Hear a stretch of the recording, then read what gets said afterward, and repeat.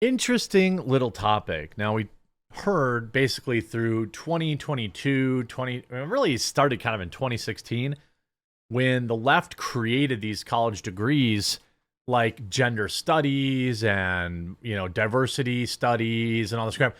It was because the economy was going so good that they had to create problems to then solve those problems.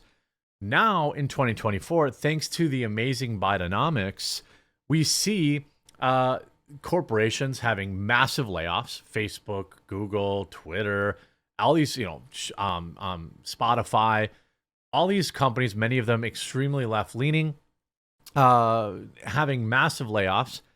And part of that is taking a look under the hood and realizing, hey, wait a minute here. Now, wait a minute. Let's start looking at what's actually driving revenue, what's actually helping us. Turns out Google and YouTube have now completely slashed their diversity programs after making big promises. Turns out they don't actually work. I, for one, am completely shocked.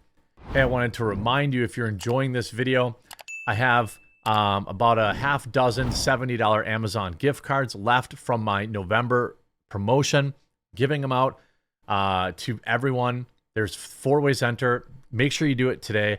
There's a link in the description. It's like bit.ly/TQ socials, or you can follow the link in the description. You can enter to win 4 different ways. All you have to do is click the link. You follow me on Rumble, download the app, follow me on Rumble. Super easy. A lot of you are probably already doing that, so you can already enter. You can do the same. Follow me on Instagram, like a post. Again, if you're already following me, you can still enter for that. Like and follow the Quartering Facebook page and share a post.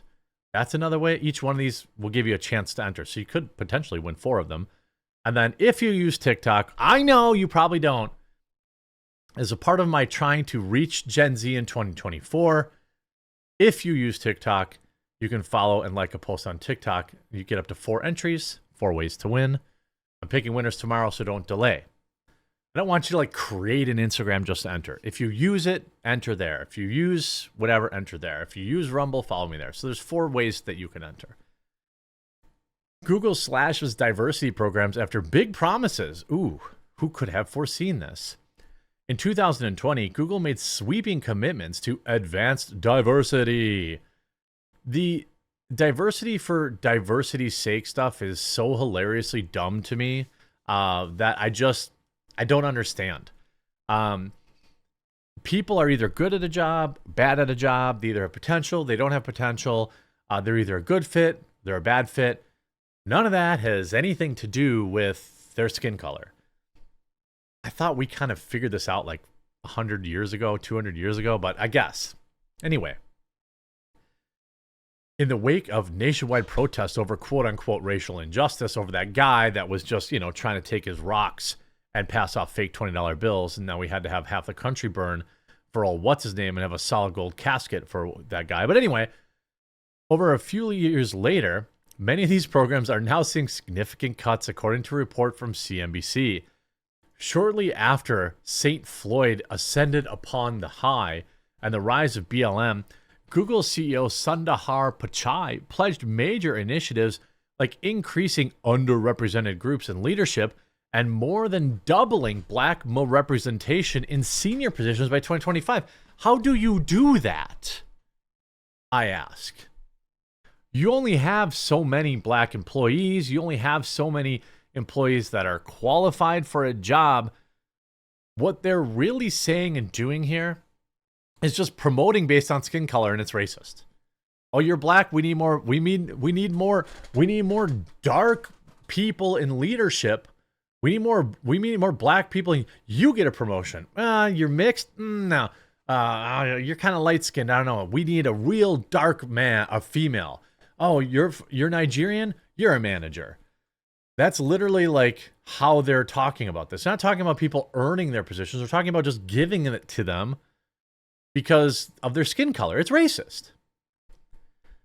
However, CNBC learned that Google has in fact backtracked its key diversity programs in 2023 amid tightening budgets. It's almost like all of us knew that this diversity, equity, and inclusion garbage doesn't actually help companies make money.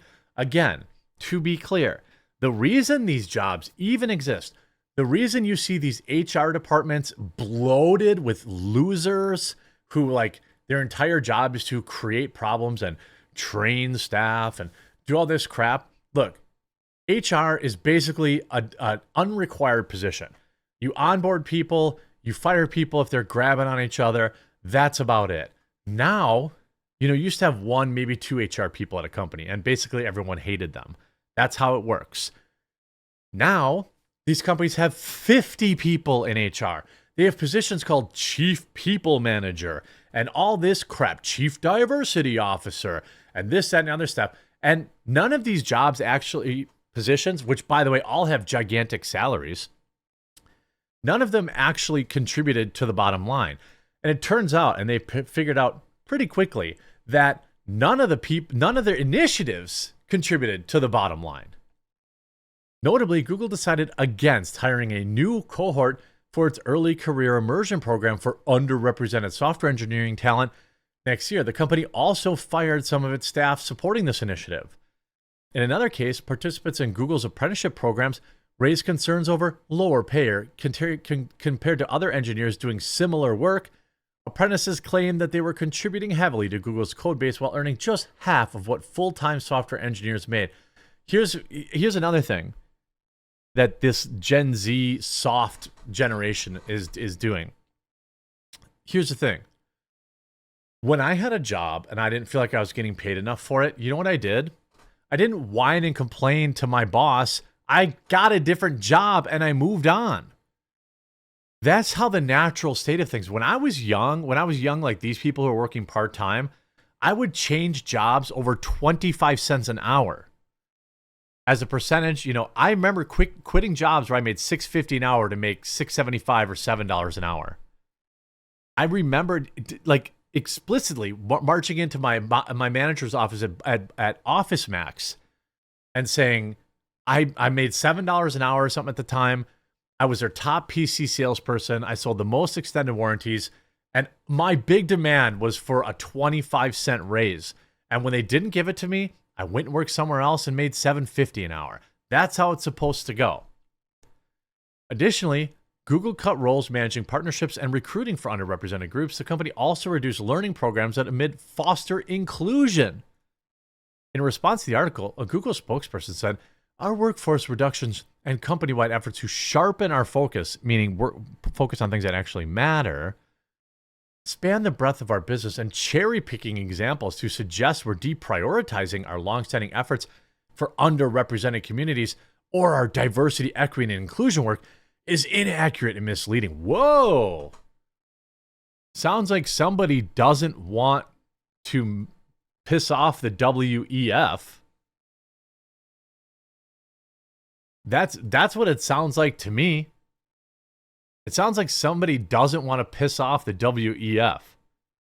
To be absolutely clear, our commitment to this work has not changed, and we have invested in many new programs.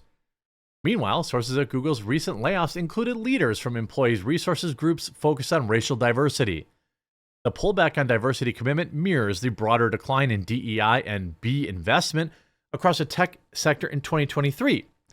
Diversity-related job postings dropped 44% year over year. That's a 50% cut in openings in that position. Tech giants like Meta have also made similar cuts. When asked about specific cuts, a Google spokesperson did not dispute details of CNBC, but stated that the company remains strongly dedicated to diversity, equity, and inclusion. No, they don't. They 100% do not.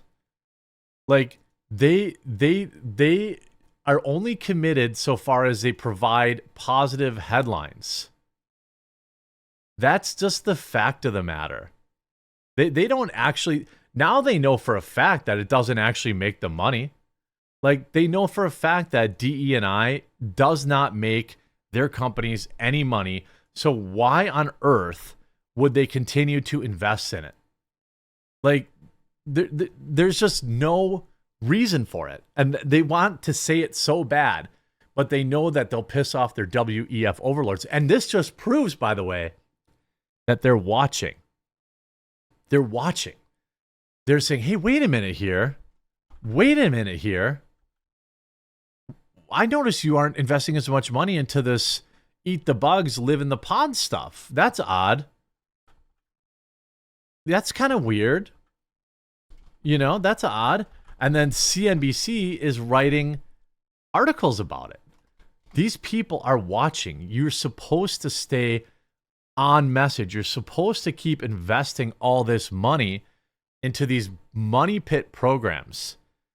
They were simply, quite frankly, most easily put, anti-white and anti-male. That is the program. And it's curious why suddenly production has gone down and certain jobs aren't doing as well as others, but I digress. I called. If you go back and you watch my earlier videos talking about DE&I, I called this. I said, when things get tight, they're going to cut all these programs because they do not actually add value. These are jobs for companies that are making too much money. And now, after 4 years of awesome Bidenomics, AI replacing tens of thousands of jobs seemingly by the week, suddenly they're admitting what we all knew from the beginning. It was all an act. I hope you enjoyed this video. If you did, make sure you have a like on it. Don't forget to enter down below. Just follow. All you have to do is follow my socials. If you use one of those networks, you get entered to win, and I'll email all the winners tomorrow. We'll talk to you again real soon. These people want this stuff to happen. At least that's my opinion. I hope this video helped make you think about stuff a little bit, and we'll talk to you again real soon.